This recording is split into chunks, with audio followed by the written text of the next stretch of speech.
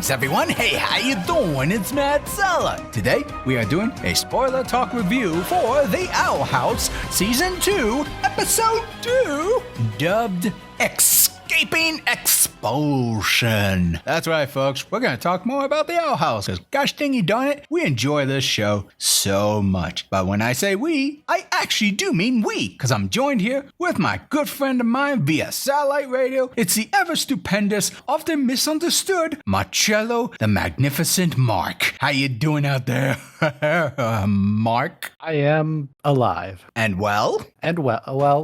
Maybe well. I don't know. Aw. Do we have Owl House to watch and talk about, maybe? Well, yeah, that's why you're here, because we watched it and we want to talk about it, don't we? Oh, well, in that case, I'm very well indeed. Thank you for asking. No problem. But before we begin, folks, may I remind you that here on the Matthew Sella podcast, we'd like to talk about animation, whether in TV or movies. So if you enjoy listening to content like this, where we give out our opinion, talk about it, and want to hear from you, be sure to subscribe to this channel, like videos like these, and show your support by checking out our other videos as well. Anywho, without further ado, folks, let's talk about this episode, The Owl House, Escaping Expulsion.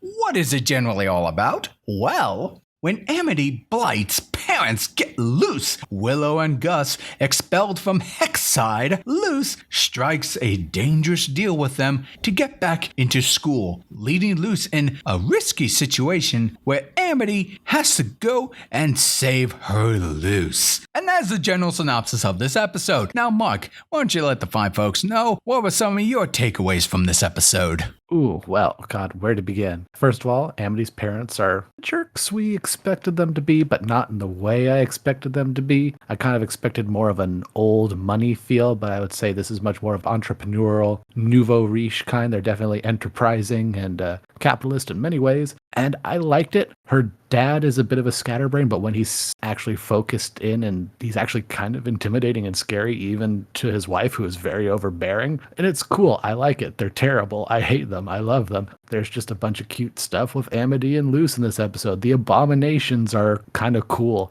And Gus went through witch puberty. There's so much happening. Where to begin? But yeah, God, I'm fumbling over myself.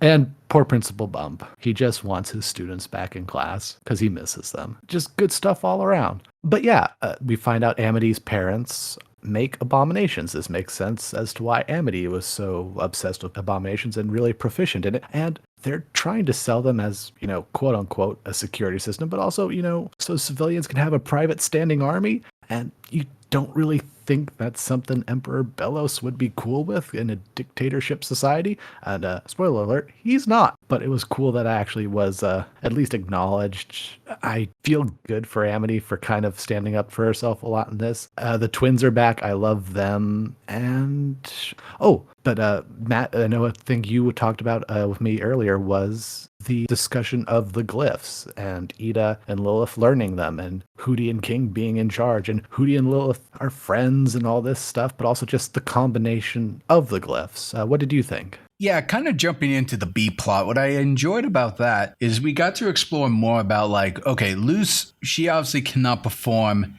magic without the papers and the glyphs, thus learning the 4 basic elements through the nature of the Borean Isles. Now, she admit to us that she hasn't been able to discover any new glyphs, just these 4, but as the plot goes on, it is revealed to us that perhaps doing a combination of the glyphs, in the way they describe it, it's like words, and you gotta put them in a certain order to kind of create these sentences which create unique spells. At least that's what Lilith and Ida have come to the conclusion of. And I find that really fascinating. And I hope in near future episodes, we're going to explore that some more, not just with Ida and Lilith, but so Luce can catch up and start discovering and making her own magic. So I think that would be a really fun area to go next in the series. No, for sure. I do think it could lead to some really cool combos. I feel like maybe there have been some proto attempts at combos. At the very least, her use of glyphs has become exceedingly proficient, so I am very excited to see how crazy that could get. But Matt, what did you think of the A plot then?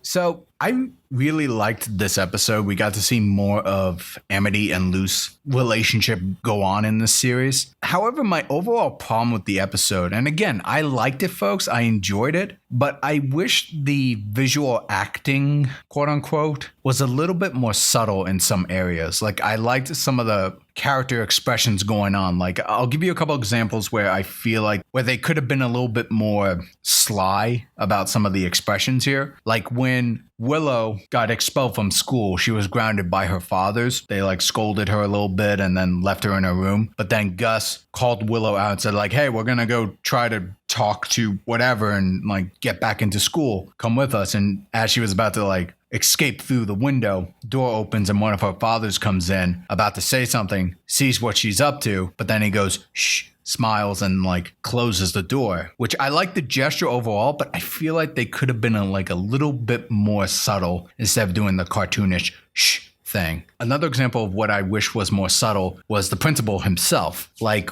we didn't get much more than previous episodes of him kind of tolerating Luce and the others. I like the idea that he would genuinely miss having them around because the school would be boring without them. But him accelerating to tears and then crying out like, oh, it's so boring now, or whatever he said, I feel like that escalated a little too quickly. And I think simply having like some subtle eye expressions or just facial expressions every time he thwarted the kids trying to get back into school, I think that would have gone further than just straight up being like over the top with him. That's just my general opinion on that. And just because you know I'm a fan of it, folks, would like to point out a fun bit of voice acting here. If Emily's mother sounds familiar, well, there's a good reason for that. She is voiced by Rachel McFarlane, the sister of Family Guy creator Seth MacFarlane, and who voices Haley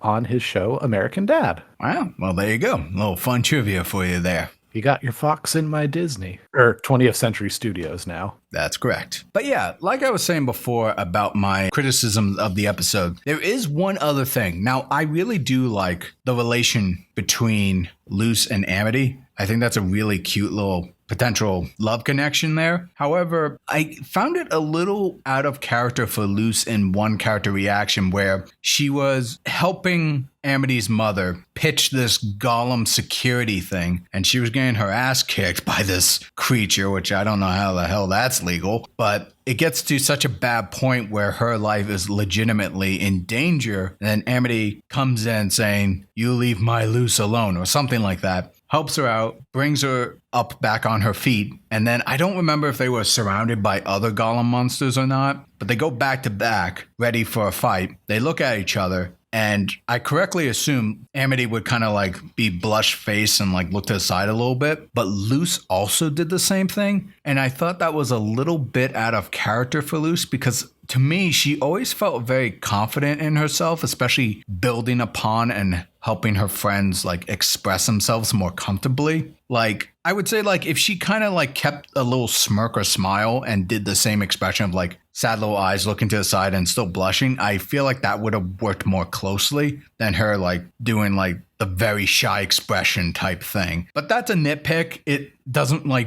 break that for me at all. I just feel like I like the idea of like these two have different personalities that are just together, and I think that's what makes their coupling so endearing. So I'd like that to be a good contrast. I think that makes it more fun, but that's just generally me. No, yeah, just an opinion on some acting choices in the animation. Fair enough. But overall, like I said, I really liked this episode. I thought it was fun. We got to see Amity's parents. Clearly, the mother is the one driving a lot of these quote-unquote deals. And you were pointing out, Mark, that you think the father might not be entirely on the evil side of the Blight family name. He seems to have more of a knack for creating things. He gets distracted a little bit, but perhaps he may be like the good guy of the bad guy duo of the parents, like whatever that phrase may be. Don't know how much I'm willing to say he's a good guy. I actually think there's parts of him that actually are very intimidating when he actually is focused on something other than building abominations, which he seems to just be very obsessed with. But I think there might be something there. I don't know. He could be the lesser of the two evils, or he could very easily be the worse. He was very intimidating in his few moments of clarity when he wasn't chasing after a butterfly or are unintentionally suggesting execution as opposed to expulsion. But I mean, this is the Boiling Isles. I'm willing to bet that wasn't that far of a stretch in the school's rule book, so who's to say?